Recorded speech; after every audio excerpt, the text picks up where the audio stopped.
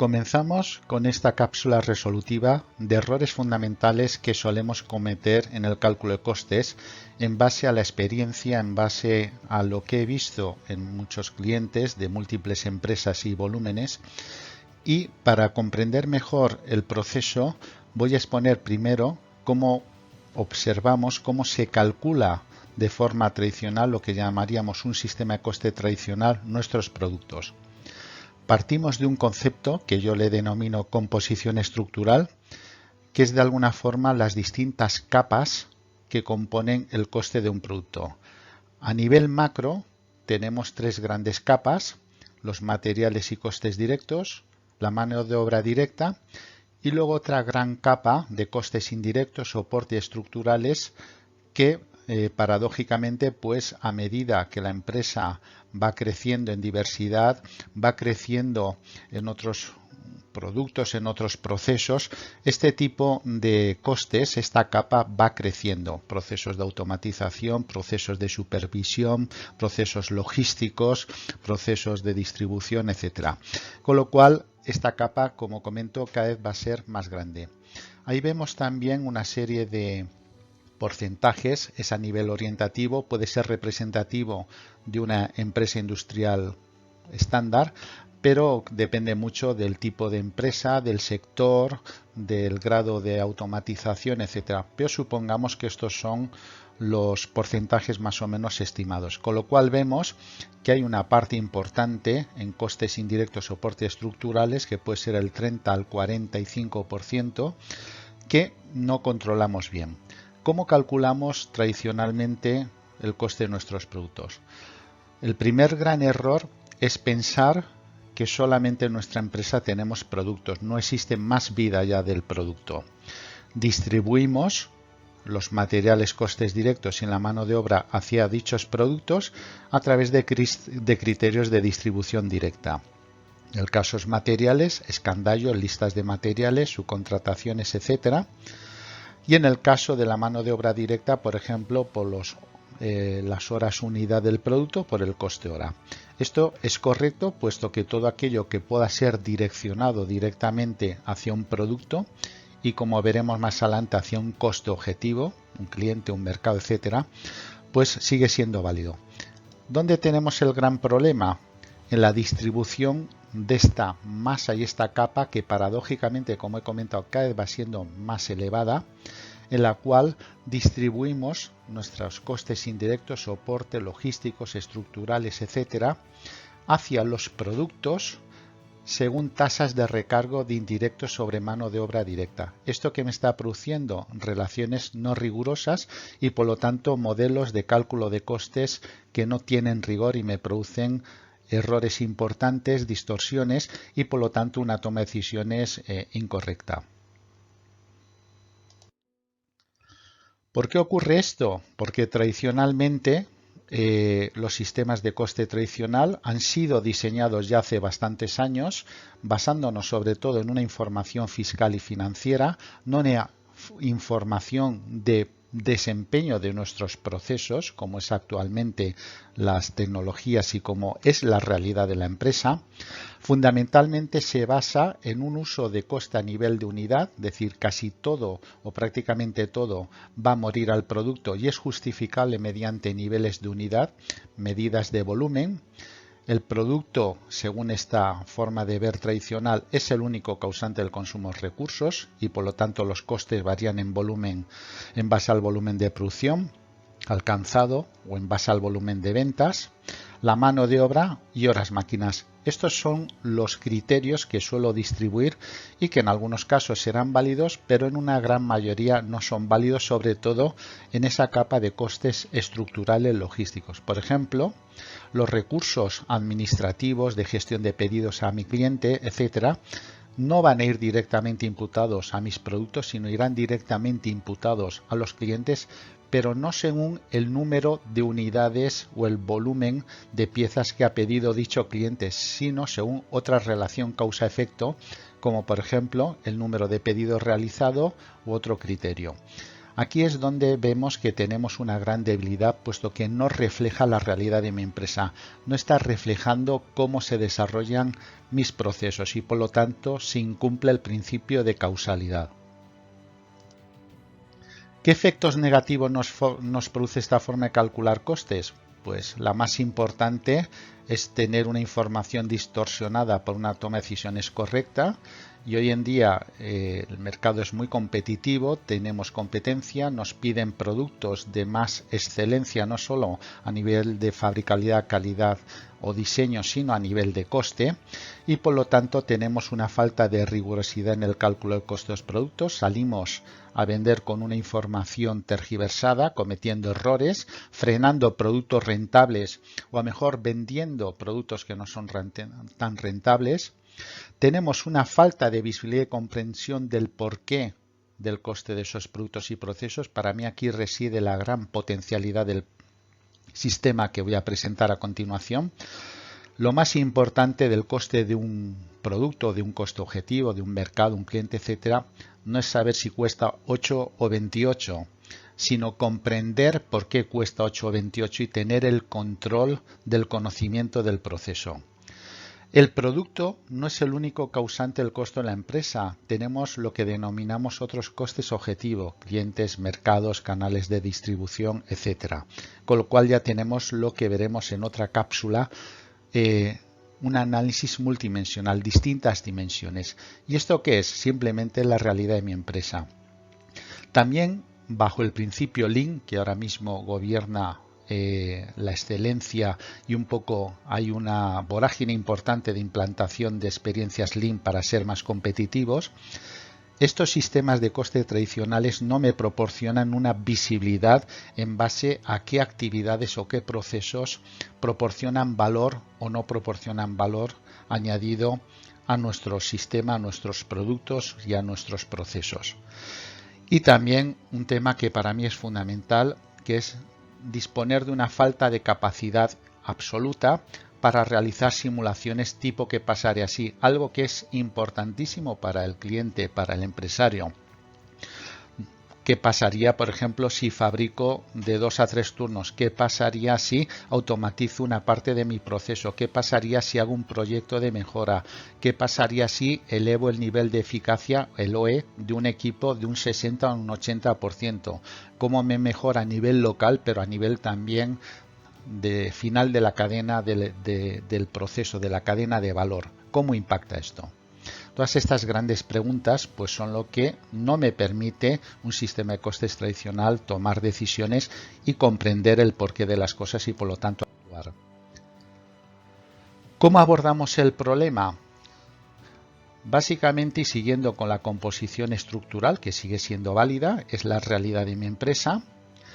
Aquellos materiales y costes directos y mano de obra directa, puedo seguir distribuyéndolo a mis productos a través de una distribución directa, puesto que, como he comentado, todo aquello que podamos relacionar directamente con un coste objetivo, sea un producto, sea un cliente, sea un canal de distribución, etcétera, con una distribución directa es una relación causa-efecto coherente. Luego esto sigue siendo válido.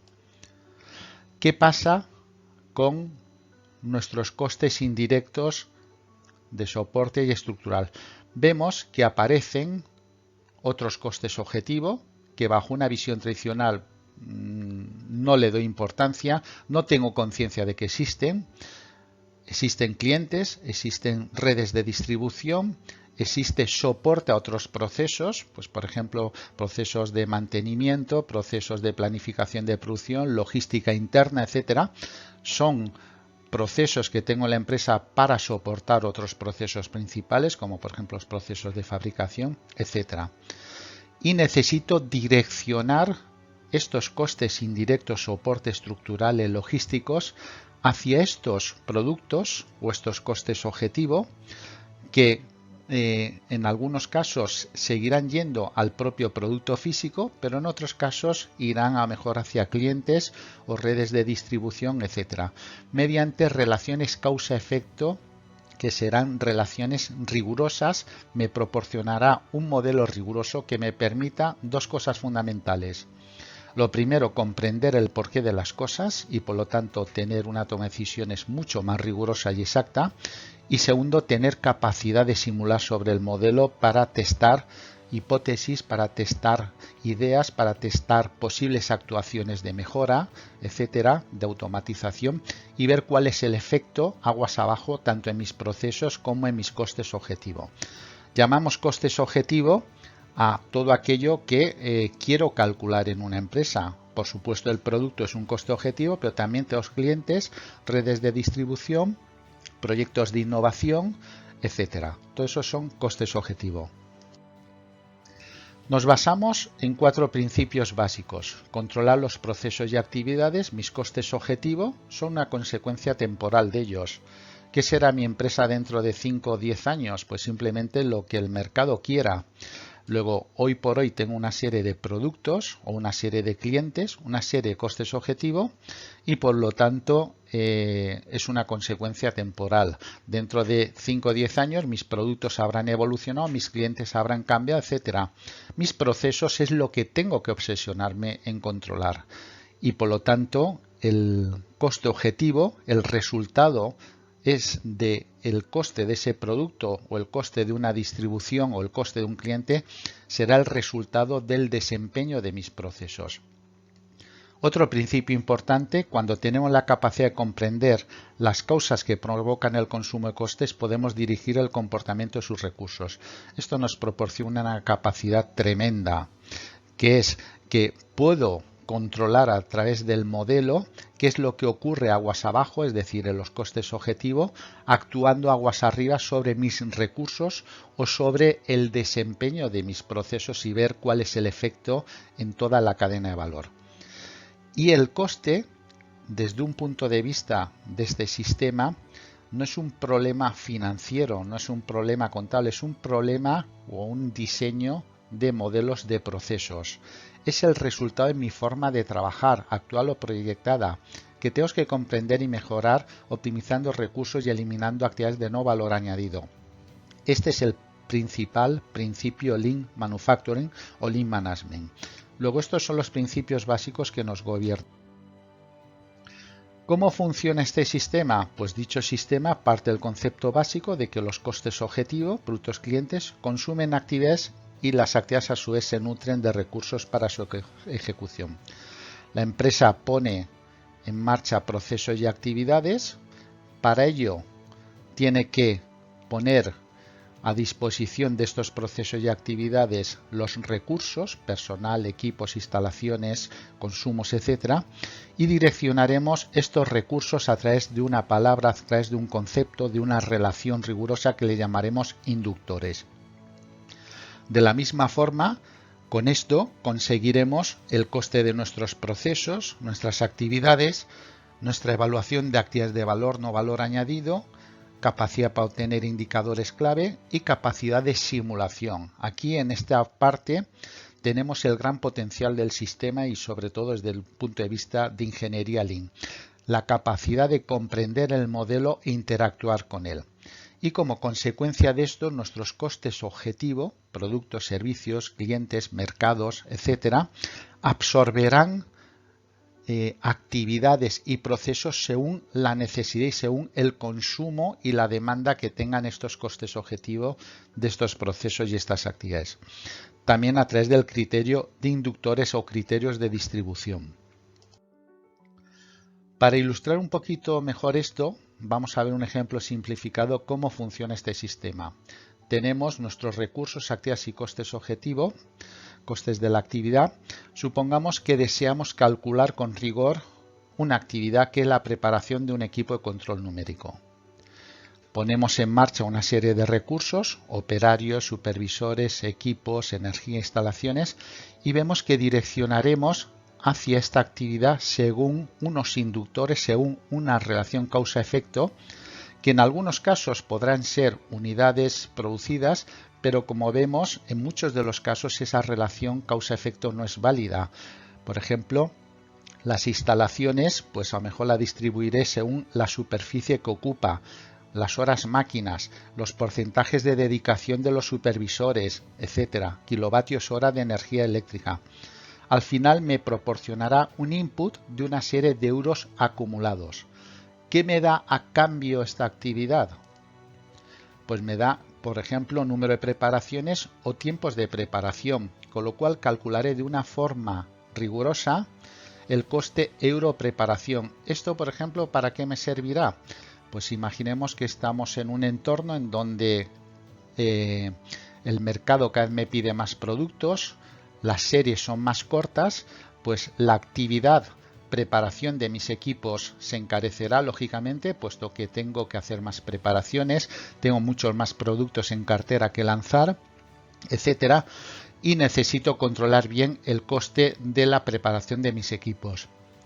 Luego, primero comprenderé el por qué se me está encareciendo, algo que es lógico porque ha cambiado las condiciones de mercado, pero también de una forma rigurosa lo distribuiré, por ejemplo, hacia mis productos, en los cuales, dependiendo del consumo y de las series, las cantidades de productos que se haga por serie y del tiempo de preparación, pues me penalizará más productos u otros. Y esto es la realidad de mi empresa. Entonces tengo que comprenderlo y manejarlo y controlarlo y ver qué actuaciones tengo que hacer y cómo mejorar, por ejemplo, los tiempos de preparación, etcétera. También lo podré utilizar, pues por ejemplo, para generar un cuadro de mando integral con KPIs, con indicadores clave de procesos en los cuales a lo mejor pues quiero monitorizar y controlar periódicamente, mes a mes, semana a semana, etcétera, cómo evoluciona el coste de la preparación en mis equipos para controlar y tener esos puntos controlados y esos procesos controlados porque son críticos para mí, etcétera. Esto, como comento, es un ejemplo simplificado de cómo podríamos calcular de una forma más rigurosa la preparación del equipo o una actividad, etc. ¿Por qué lo necesitamos? Puesto que necesitamos información crítica actualmente, y las empresas que han implementado este tipo de sistemas pues tienen como dos tipos de visiones. Una visión a posteriori, es decir, a toro pasado, como se diría, qué ha pasado los 6 meses anteriores, qué ha pasado el mes anterior, para controlar que mis procesos estén bajo control, es decir, una monitorización y control de procesos para cerciorarme de que mis procesos están controlados y por lo tanto están en los márgenes en los cuales necesito producir y fabricar para servir de forma coste efectiva a mis clientes, pero por otro lado también una visión a priori. Quiero proyectar para los próximos meses o para los próximos días o para el próximo periodo, pues actuaciones, por ejemplo, de mejora. Voy a hacer un proceso de automatización en ciertas partes de mis instalaciones productivas. Quiero hacer acciones de mejora, etcétera. Cualquier intuición o cualquier intención, mejor dicho, que quiera desarrollar, pues el modelo me permite, porque tiene gran detalle, me permite interactuar con él para ver cómo funciona y para ver un poquito cuál es la consecuencia de este tipo de actuaciones y ver si son viables o no, y en caso de que no, qué actuaciones debería complementar o ver qué es lo que me puedo hacer antes de hacer nada, con lo cual tengo un potencial tremendo. ¿Hacia dónde evolucionan las empresas? Evidentemente tienen esa visión a posteriori, pero yo recomiendo y es lógico que cada vez vayamos hacia una visión a priori, es decir, hacia sistemas cada vez mucho más proactivos. ¿Por qué necesitamos Lean Accounting? Pues por lo que todos sabemos y porque el empresario es el primero que sabe lo que está ocurriendo y que necesita un sistema que el sistema tradicional sabe que no le está dando esa información, que no puede acudir con ese tipo de información al mercado, etcétera, y por lo tanto comete errores. No puedo salir a gestionar mi empresa, a avanzarla, a proyectarla basándome en un sistema anticuado, en un sistema no riguroso y que me permite y que me produce distorsiones importantes. Existen cambios en el negocio. Cada vez el entorno es más competitivo, cambios en mis operaciones y procesos, cada vez me pueden pedir más productos a medida, mi cartera de productos se ha ampliado, puesto que es lo que el mercado y la competencia me está arrastrando, lanzamiento de nuevos productos, A mí este es un tema importantísimo y que creo que es una de las grandes asignaturas pendientes en las empresas, sobre todo en las pymes, y es motivo de otra cápsula resolutiva que tenemos en el sistema. Presión en precios en productos caros, la competencia, el mercado. Estoy viendo que estoy mucho más caro y no sé por qué, no comprendo por qué soy más caro, dónde lo estoy haciendo mal, y es basándome en una información no rigurosa. Diversidad de clientes, mercado innovador, evaluación de acciones de mejora, acciones Lean Manufacturing, acciones Lean, etcétera. Falta de confianza, en definitiva, del sistema por parte de los directivos, etcétera.